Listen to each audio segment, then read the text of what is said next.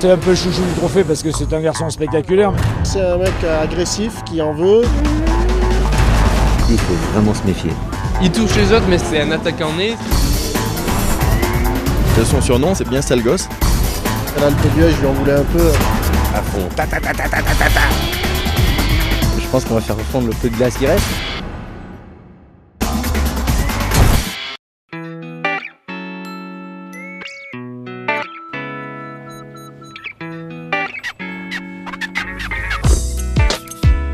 Elle est différente cette course pour moi parce que c'est le 20e anniversaire du Trophée Andros. En plus c'est un chevalier, c'est un circuit fantastique, c'est large, on prend de la vitesse. Bon pour l'instant je suis 4e à un point avec Olivier et Panis. Ça va être un grand moment de sport à mon avis. On va tous se déchirer pour faire le maximum.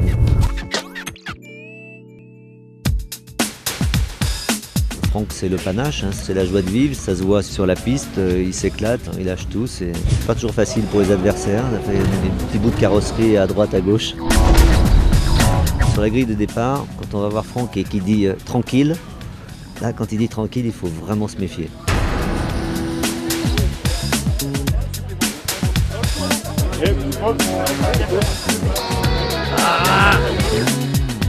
C'est mon pote depuis très longtemps. C'est vrai qu'à l'Alpe d'Huez, je lui en voulais un peu pendant 5 minutes, mais bon. Oui, il touche, mais bon.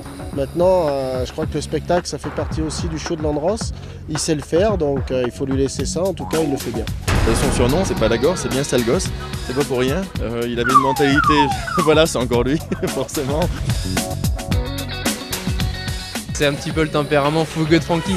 Il touche les autres, mais ça reste toujours correct. C'est quelqu'un qui aime ça, se battre, se faire plaisir au public. C'est un des leaders du trophée. C'est aussi le pilote officiel de la voiture dans l'Androscar électrique.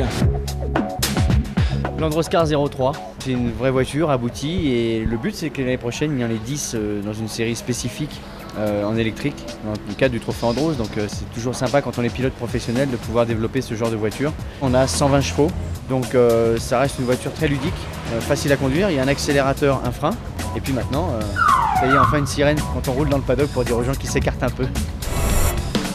Le plus extraordinaire c'est le silence bien entendu. Alors le concept de voiture électrique, deux roues motrices, des propulsions, des suspensions de 300 mm de débattement pour pouvoir accepter tous les terrains sur le trophée. Un châssis relativement court et visiblement du plaisir de conduite pour les pilotes, donc tout va bien.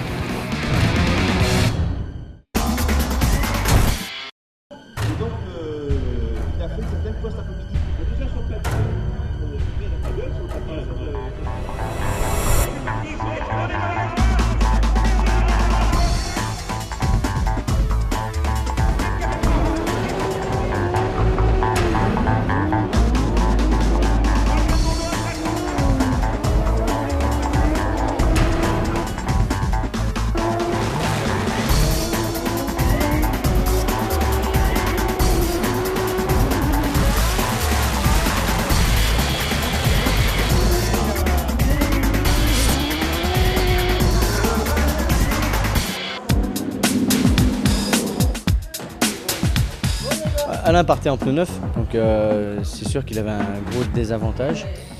Et moi j'ai profité d'avoir des bons pneus, donc voilà. Puis après dans le virage, le Moustier a fait ce qu'il fallait et je me suis mis juste derrière lui.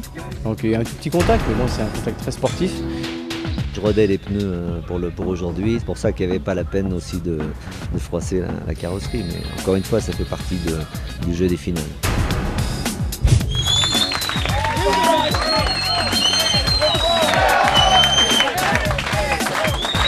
Gagner en plus 2 courses avant la fin, c'est pas tout le temps, donc ça fait plaisir. On a toujours très bien travaillé, même en faisant le second, et puis faire deuxième ou premier quand il y a Alain Prost, c'est toujours valorisant. Le trophée est joué, maintenant ce qu'il faut c'est défendre sa place au championnat, donc j'ai hâte d'être à demain parce que demain plus de poids, des bons clous. Il y a 20 ans.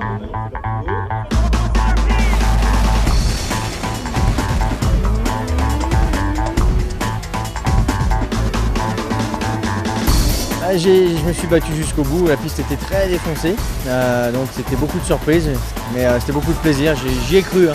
En tout cas j'ai tout donné.